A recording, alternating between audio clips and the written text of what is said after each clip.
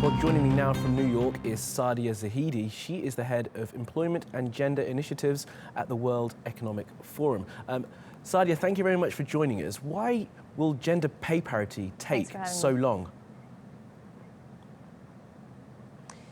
You know, we've been tracking this data for the last 10 years, and it's not just the pay gap, it's actually overall economic gender gaps. So what's happening in the labor force in terms of wages, and then finally, are women making it into senior level positions? And the answer is it's taking an incredibly long time. So in the last 10 years, only about 3% of that gap has been closed, and the world is stalled in a situation where women have about 60% of the economic participation opportunities that men have.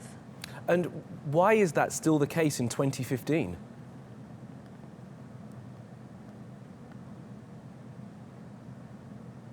Hello, Saadia, can you hear me? I was saying, why is that still the case? Yes, I can. In 2015?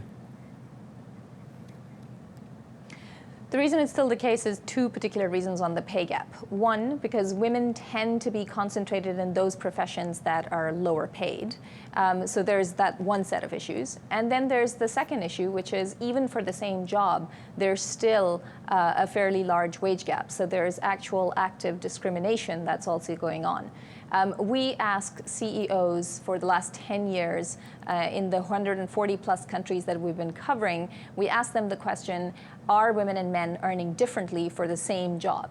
And regardless of whether the response comes from the Nordic countries or whether it comes from the countries near the bottom, Yemen and Syria and Pakistan, we've never received a perfect score on that. And so there is this persistent wage gap because women's work is being valued less. And what can governments do to try and address that? So one key fact is that women now make up the majority of those coming out of universities in almost 100 countries. That means that now and for the foreseeable future, the gender balance amongst those that have skills is tipped towards females.